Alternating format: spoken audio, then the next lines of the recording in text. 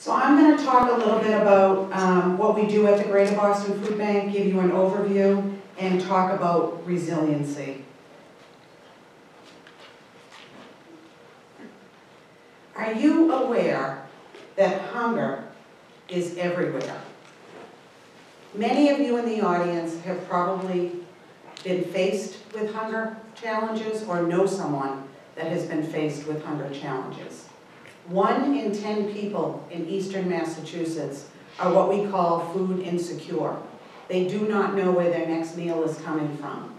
And a staggering statistic is up there on the board. 1 in 7 are children. Out of the people that we serve out of the Greater Boston Food Bank, 1 in 5 are seniors. That's why we are here today. We are the largest hunger relief organization in New England. We are part of the Feeding America network. We oversee and support 550 agencies in eastern Massachusetts. We are part of 3 food banks in Massachusetts. Does anyone know where the other food banks exist? We heard about all the good work that Stop and Shop does. They are located in Worcester, Hadley, and a very small food bank in Lawrence. And we work with them on state and federal programs. We are also one of 9 in New England, and we try to help and support those other food banks throughout New England. Our mission is to end hunger here, and our goal is to distribute at least 1 meal a day in the cities and towns that we operate to those in need. And I will get into a little bit about the mapping, talk a little bit more about our goal in some future slides. We are located adjacent to Route 93. We are very proud of our building. We've been there since April of 2009. It is a 117,000 square foot LEED certified building with 1,154 solar panels. If you have not been there, please come and visit at some point in time, or maybe you'll be one of our statistics of 25,000 volunteers that go through the building. 50% of the food that we ship is perishable, 50% of the food that we ship is non-perishable. So we're in a world-class school. We are at the Myra Kraft lecture series named after a world-class individual. So my football analogy for today, whether you're a Patriots fan or not, I consider the food bank, we are like the hub or the quarterback. Now, Tom Brady got the MVP. We are not the MVP. We cannot do it without our receivers. And one of them you're going to hear from later on, David Andre, is one of our 530 member agencies. So we have Bronx and Edelman's out there that support us in getting the food out to the clients. We operate in 190 cities and towns across Eastern Mass, 9 counties, and as you see, 530 agencies, 70 direct distributions. The majority of the food that we distribute is in the pantry organization. So many of you may be familiar with Rosie's Place. That's one of our large pantries. As I said, David's going to speak as it relates to the Red Cross. And the breakdown is as such. But again, the largest is the pantries. Let's move to take a look at the geo-mapping. So in front of you, you see 2 maps. We actually track where the food is going. So again, those member agencies, we are tracking the food that is distributed to meet the need and someday eradicate hunger. We like the color red in our logo. We do not like it on the maps. One thing that I quickly learned when I came to the Greater Boston Food Bank after spending over 25 years at the competitor, of which Stop and Shop was always #1 in New England, and we are incredibly supportive of the work that they do with us. And one thing that you didn't mention, Chris, is Stacy is on our Food Industry Council. So we steal that area of expertise based on everything that she said. We sometimes just imitate. But I found out where the town of Dunstable was located. It is up near Haverhill. It is one of those red markings, and we don't have a pantry there. So what we try to do is work with local officials, schools, churches, set up some type of food distribution network so that we can get food into that area to those in need. If in fact we can't execute successfully within a town, we work with neighboring towns as well. Last year, we distributed 57 million pounds of food. 25% of that was fresh produce. That breaks down to 132,000 meals a day. Now think about that. When a natural disaster happens, hurricane, snowstorm, earthquake, those folks are in even more need than what they are outside of a natural disaster. That's my client, that's my customer, that's who I try to reach every day, whether it's a natural disaster or not. Another statistic that we like to share is 78% of the food that we distribute to those member agencies, they get 78% of the food from us. So there are alternate sources where those folks get food. But you can see that anything over 50%, when you're supplying in excess of 50% of food to one of those agencies, we need to make sure that we are up and running and that we are operational. Over 65% of our agencies come to our building to pick up the food. So again, we're a hub, we're a warehouse. We have a lot of similar practices to what Stacy's team does at their Freetown facility. We receive orders, we select, we pick, and we ship the food. Most of the Boston pantries come in to pick up the food. Today, that 13% statistic, we sent 3 truckloads of food every Wednesday. We go down to Bridgewater, Massachusetts, which is about 30 miles south of the city, and we distribute the food to the local pantries in that area. We act as a cross-dock or a food bank off-site. We also do direct deliveries. Every Tuesday we go down to Coyle Cassidy Food Pantry in Taunton. And 8% is a direct service program. We have an elderly housing complex that we work with in Chelsea. We call it a Chelsea Brown Bag. Once a month we bring the foods. They bring in the volunteers. They get bags from local supermarkets. The clients come in and they leave with a bag of groceries as if they had gone home, as if they had gone shopping in a local supermarket. So let's move to our role as it relates to resiliency. I'm going to go over the vulnerabilities, contingencies, and lessons learned. And yes, snow is around the corner. We're also going to talk a little bit about the lessons that we learned from the snowstorm in 2015. Regarding those 4 areas, so we look at our building, world class. We look at people as our best resources. We have a fairly small but sophisticated transportation system, KDEC in all the trucks where we do GPS tracking. And then again, that agency network. We cannot do it without the member agencies. We can have all of the food in the building, but if our agencies are not up and running, that those folks that are in need of those meals daily will not get nutrition. At the Greater Boston Food Bank, we have been working since the 3.5 years that I have been there on business continuity planning. So under that umbrella, you plan for natural disasters, earthquakes, hurricanes, and snowstorms. And as you heard Stacy say, some are easier to plan for than others. And sometimes the best planning may not result in the goal that you're trying to achieve. But I'm very proud of the fact that we do have a very good plan in place. Looking at the facilities, we have a generator. The generator is able to power all of the warehouse. People as our best asset. We have identified and trained and cross-trained many members in our warehouse. So we have equipment that folks have to be certified on. They also can be trained on receiving, shipping, and inspection. Transportation. Our trucks are fully fueled every morning. We have a relationship with a vendor. They bring the fuel on site. And the vision that was put into building our building is phenomenal. We put all of our trucks underneath the building every night.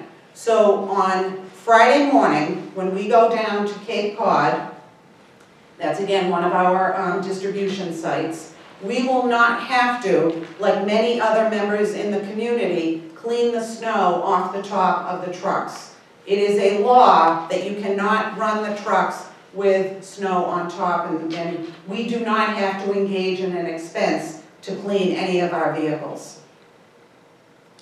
Agency network, we have protocols and communications in place. Again, we have conference calls, we utilize an agility system, we work with emails. We have to make sure that our pantries are up and running and that they have had the proper setup that they need so that the clients can come to get that food.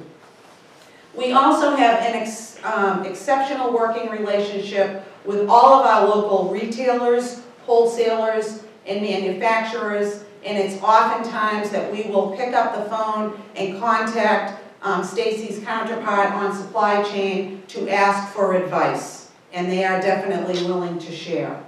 We work with state organizations and federal organizations such as FEMA and MEMA. So let's do a little bit of a deep dive into the snowstorm of 2015.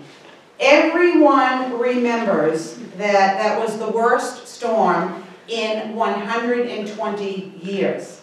Does anyone recall what the snowfall amount was for the entire year, or specific to the month of February? 108? 110.6, very close, for the year, and 94 inches of snow in 1 month. February was the coldest on record, and we had 34 days between January 20th and March 3rd that the temperature did not go above 40 degrees. So I'm hoping that tomorrow is not an indication of things to come, because we had such a nice warm climate right up until that first snowfall hit. So what did we do? What have we done and what have we upgraded? And like many other organizations, we do a deep dive, we do a plus delta, we look at how we can make things better. So we actually, I mentioned we had a generator, we added a switch to the generator, so now we can operate the entire building. We look at what our inventory is of rock salt. We actually ran out of rock salt in February, so in August I start planning for what my needs are for the winter, and we make sure that we have ample amounts of rock salt on hand. And we had 2 snow blowers at the time. We actually purchased an additional snow blower. We hire somebody to do the snow removal in our parking lot, but we, the workers, take care of the additional snow removal all around the building. So mandatory that those emergency exits have to be cleaned, and we could not get through. We had too many people that were using shovels at the time, so we invested in a 3rd snow blower. The staff, as I mentioned, we have taken our training up a notch. I don't know if you've heard of CS, Corporate Emergency Access System, but given the snowstorm that is happening tomorrow, we issue CS cards. In the food bank, there are about 20 people at the food bank that have access to be on the road in the event of an emergency. We have a certain level, so we would not have the same level perhaps as some of the hospitals, the police. We have like a C grade level, but we still have the priority that even if the roads are closed, as long as it's safe to be out there on the road. We issued those cards to our drivers for the day after the snowstorm for Friday, because we made a decision last night, put a contingency plan in place that the food bank will be closed tomorrow. So we had 10 inbound trucks that we had to reschedule, dropping off food. we had 67 sites that were picking up, and we had 4 of those direct deliveries that were taking place that we also had to reschedule. We were not that sophisticated just a year and a half ago. Another thing that we did for our staff, because of the times, everybody at the Greater Boston Food Bank has received what we call ALICE training. That's active shooter training. Alert, locate, inform, counter, and evacuate. Again, that is part of our larger piece of planning. And the transportation. We now not just make sure that the trucks are clean, the drivers are ready, the roads are safe. We look at, because of pantries, the amount of pantries that we have on Cape Cod, if the winds are going to be at a certain gust, we will pre-position a truck down the Cape prior to that storm happening. So again, it's just taking it up a notch. Proud to also say that we were part of Hurricane Sandy. We sent 2 trucks down at the time. 2 of our food bank members went down. And most recently, within a year, we had permission from a donor to send a truckload of food down to Columbia, South Carolina. So that network of 200 food banks under the Feeding America umbrella, we not only try to help and support those in New England, but we try to help and support those throughout the country. Thank you. We're a food pantry. Boston Food Pantry is one of the larger food pantries that goes to the Greater Boston Food Bank. And as she suggested, we're kind of like Kurt Gronk. So at the end of this presentation, I promise I won't take off my shirt and stuff like Gronk. And I may spike my notes, but you know. So my name is David Audrey. I'm from the American Red Cross of Massachusetts. The Red Cross, as most of you I'm sure know, they have some core programs. One of it is health and safety. If any of you have taken lifeguard classes for your summer job, you probably went to the Red Cross. First aid, AED, CPR training, CNA training. Blood services is another core program at the American Red Cross, helping to facilitate blood drives, receiving donations, just doing basic blood services, bringing blood to health centers and inventorying that in a safe way and delivering it as well. International services, providing humanitarian services to refugee immigrant communities around the world. Disaster services, assisting individuals and families displaced by natural and man-made disasters, including home fires, hurricanes, blizzards, floods, and emergencies. And then at this point, this is where we come into play. Food and nutrition programs. Many people don't actually even know that the Red Cross does food assistance, have a food pantry, and the fact of the matter is there are very few American Red Cross chapters that have food assistance programs, nothing to our scale. We're probably the only one in the country. At one point years ago, there was actually a food bank in central Michigan that was Red Cross run, but now, kind of like most organizations, organizations tend to stay focused to their core mission. So the Red Cross isn't really different in that way, and they're trying to stay central to those core programs I just spoke about. Our food and nutrition programs has been around since 1982, though. We're really a central piece, a central part of Greater Boston food assistance, and you know, I think we're doing pretty well for ourselves, and the Red Cross has sort of kind of left us alone in the fact, you know, because of the fact that we are again a core part of hunger relief in Greater Boston. The main piece of our programs, the Boston Food Pantry, it's actually one of the largest food pantries in Greater Boston, perhaps even New England. I don't have stats to support that exactly, but I'm just guessing from the knowledge of the fact that we are the largest customer at the Greater Boston Food Bank, and both in terms of client utilization and in terms of pounds of food picked up. The Boston Food Pantry, perhaps some of you have actually volunteered in our pantry. We see about 6,000 volunteers a year there. We're open on Wednesdays and Saturdays.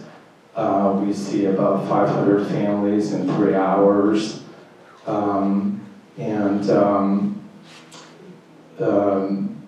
That pantry's been open since 1982. We have another food pantry in New Bedford, the New Bedford Food Pantry. That's open on Thursdays. We're open tomorrow. Isn't that wonderful? So that pantry is open on from 1 p.m. to 6 p.m. The idea is that our pantry, we try to make our pantry open to working families if possible. The Boston Food Pantry is open on Saturdays. The common work week is Monday through Friday, 9 to 5. So the New Bedford Pantry's been open since 1999. It's I don't know how many lives it has. We've moved to I don't know how many locations. Currently, we're in a city-owned building in New Bedford. Up to the last minute, we're not sure if we're going to be open tomorrow because the city needs the space there, and just as far as just parking and just it's never really simple in that respect. But we'll see how it goes tomorrow. Mobile markets, that's been around since 2013. It's one of our newer, fastest growing programs. We're actually going to do 2 different sites tomorrow. That's wonderful too. So we'll be in East Boston at the East Boston Neighborhood Health Center. They have 2 different programs there. So hopefully that will work out well. The CSFP, that's an abbreviation for Commodity Supplemental Food Program. That's actually our newest program that started last year because of the urging of the food bank, of course, and really appreciated that push because our senior population is probably our fastest growing one. Over the last 3 years, it's grown from 6% of our client base to close to 20%. With our local markets, we're focused on families with very young children. So we focus on Head Start programs. We go to a site in Revere, Head Start in Revere, Head Start in Chelsea, Head Start in Lynn. We're really focused on those programs, families with young children, and just kind of thought by looking at our numbers with our food pantries in Boston, New Bedford, just the increase of usage from our senior population, that we probably should be doing more to answer that call that, just there are more seniors in need of our service, obviously. So that was a perfect fit. So how CSFP works is a federal program, and the food goes to the Greater Boston Food Bank. They administer it. They administer the list of people that are in the program. Applicants need to apply through the Greater Boston Food Bank, and the food bank maintains that list and a waiting list as well. And we're also working with the DTA office, the local DTA office, whenever there's a person that generally how it works is when a person doesn't quite qualify for SNAP, they'll refer them to this program and just invite them to apply, and we're right across the street from the local DT office in New Market Square. So that's been a growing program. We're capturing 350 families per distribution day. We're hoping to increase that, nudge, nudge, Cheryl. We'd like to double that if possible, go up to around 700. And then our SNAP Outreach program, that's been around since 2004. It's my pride and joy. Whenever any client comes to any of our distribution sites, there's some sort of screening process, some sort of engagement. And one question is always, are you receiving SNAP? If they're there to receive food because they need it, chances are, of course, they're low income, and the chances are they're going to qualify for SNAP benefits. Remarkably, there are so many families out there that aren't on SNAP, perhaps they were at one time, because of maybe the hassle of staying on it, the barriers that they face. They just decide to say the heck with it, it's not worth $50 a month or whatever, but things have changed. Things are easier now to get on SNAP. And we are pretty streamlined to pre-qualify individuals within 30 seconds. We're able to, 5 minutes. Okay. Within 30 seconds, we're really able to determine whether someone's qualified or not and how much they can possibly receive. So, in terms of our scale, 15 years ago, we saw about 10,000 families.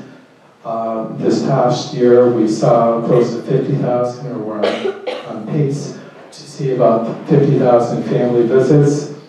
Of those people, families can come once a month. So there are 9,400 unique families that use our services, which is a city in itself. Our location is, we're at 1033 Mass Ave. It's a 3,000 square foot building. We can't really process individuals if we can't get people out the door, so we have a really streamlined system. We have a barcode system, 6 or 7 mobile devices, 4 computers. We're close to about 50 or 60 volunteers to help people with their groceries from our building outside. We help them to their car if possible. 91% of our client base live in Boston. 44% of our households have a disabled person living in it. Average household monthly income, believe it or not, is $745 a month. Only about 45% of our clients are receiving SNAP currently. So it's an ongoing thing. We have one part-time person trying to screen as many individuals as possible to get them on SNAP. Fastest growing program is our mobile market program. So just so you can see the scale right now. Again, we're one of the larger distributors of in-kind of food to low-income individuals. We see about 3 million pounds of food a year with all our programs, our SNAP. We're helping people receive close to $400,000 in SNAP benefits a year. So we really do pride ourselves with as much as possible. The goal is 0 wait time. So when the client's waiting to get into our facility to pick up food, we try to minimize that to 0 wait time. So they basically open up our door, walk in, get food, and leave. At the same time, we're trying to do outreach and determine if they're receiving SNAP or not, so it's a kind of a gray area. Families receive close to 50 pounds of food per distribution. That's up from 30 pounds back 5 years ago. So we're really, we take a lot of pride in that. We I firmly believe that if you can really provide terrific service, and again, zero wait time, respectful, have a lot of help, get people in and out very quickly, and they're able to pick up 50 pounds of food, they're going to come back because it's very easy and it's very worth it. So that's something that we really, really strive for. Of course, it's not our goal to get more people to come back over and over again. We don't want anyone to come back. But the reality is people will be coming back, and we want to be there for them and provide the service that they deserve.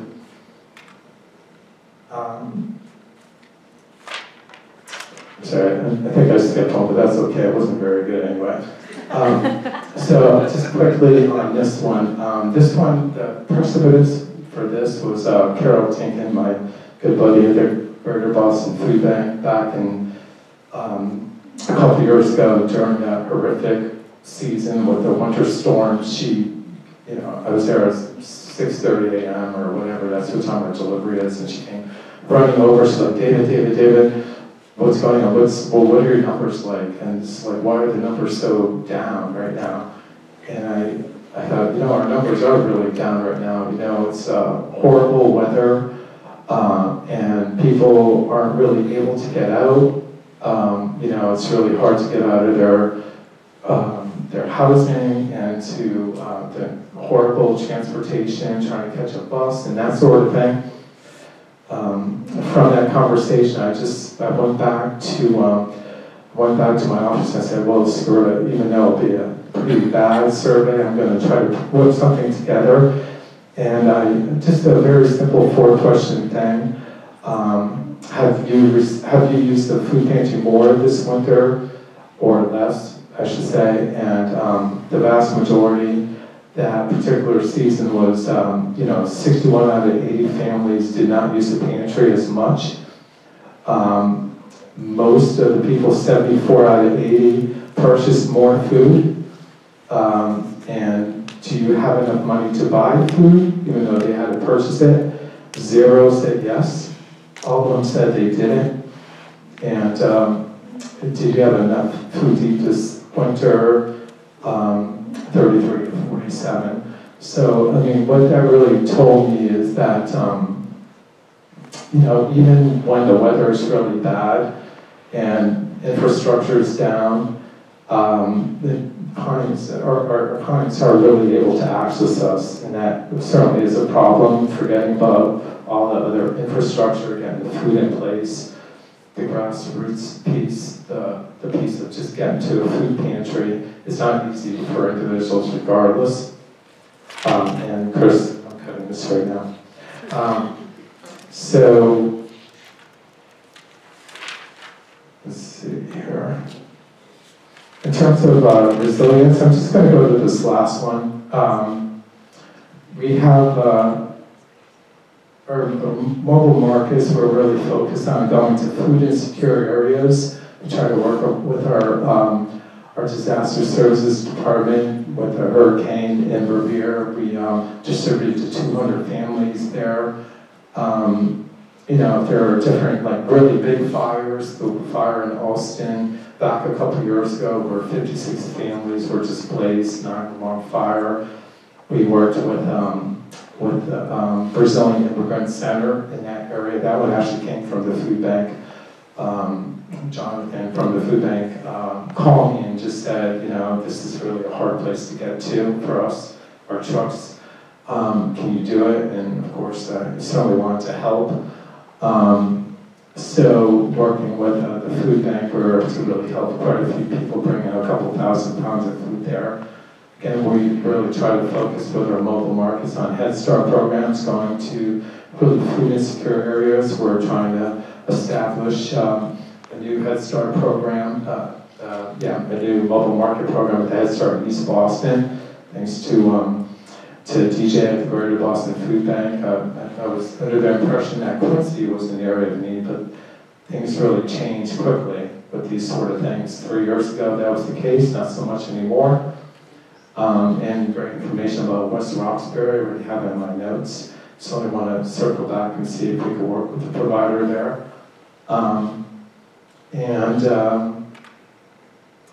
Our SNAP outreach, we focused in on when it comes to disasters. Many recipients of SNAP don't realize that they have a loss of power of even 4 hours. Technically, that's a loss of food, and they can receive a loss in benefits for that.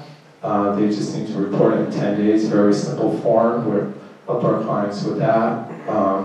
We work with our disaster services department when it comes to fires.